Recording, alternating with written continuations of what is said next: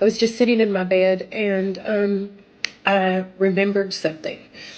And this is a story that I haven't shared on here, and I just felt like I needed to get up and I needed to tell it. Like, I ain't having time to put makeup on or prepare for this anyway, but it needs to be told, and it's for somebody.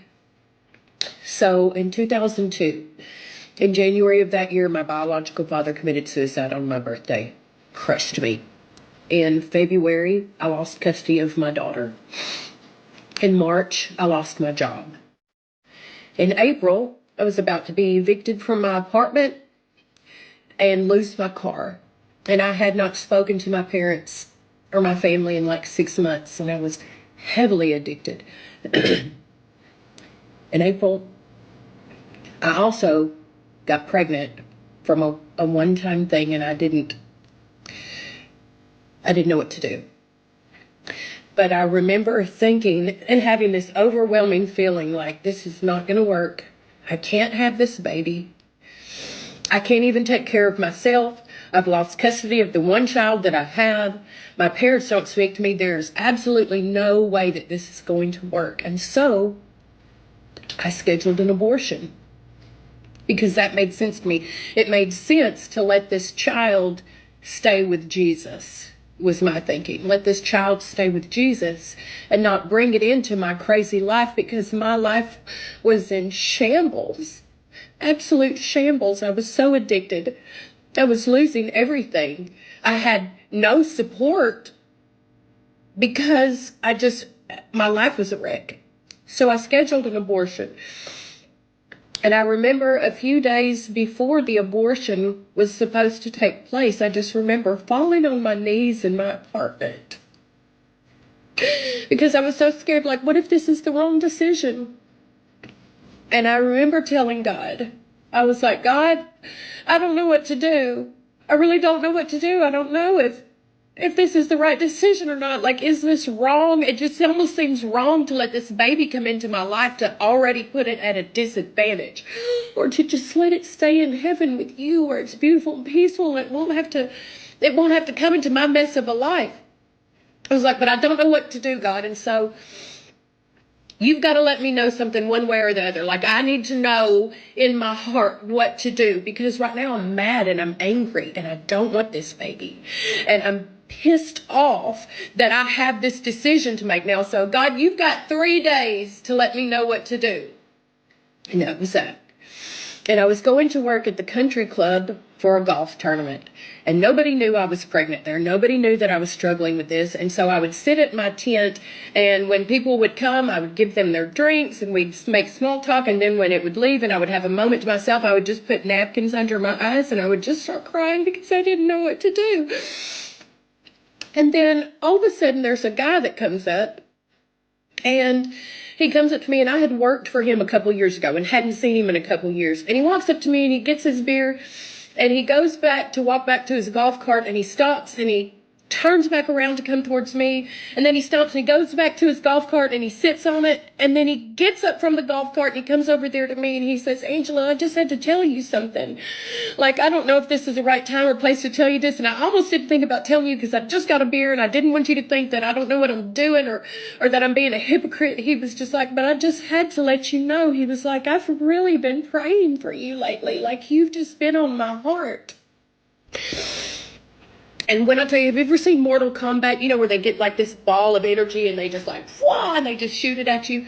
It felt like a literal ball of energy hit me right in my chest and just went out. And it felt like in that moment, God was saying, Angela, if I've put you on his heart, somebody that doesn't see you every day, somebody that hasn't seen you in years, I haven't forgotten about you. I still see you.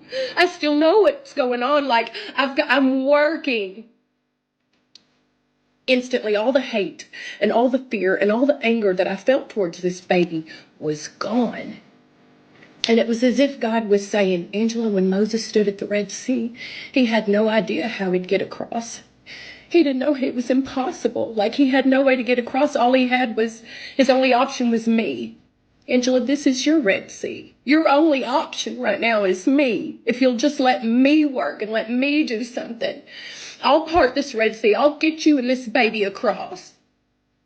And so I just looked at him. I started crying. I was like, you have no idea how perfect your timing was. You have no idea how bad I needed to hear this. I quit. I quit. That was it. I told the guy at the country club, I'm going home. And I remember I got in my car and I went and sat in the parking lot at Hibbett Sports and I just wept. And I was like, okay, God, if we're going to have this baby, you need to prepare my parents' heart because I'm absolutely terrified to tell them. You just have to let them know because if they freak out, I'm going to freak out.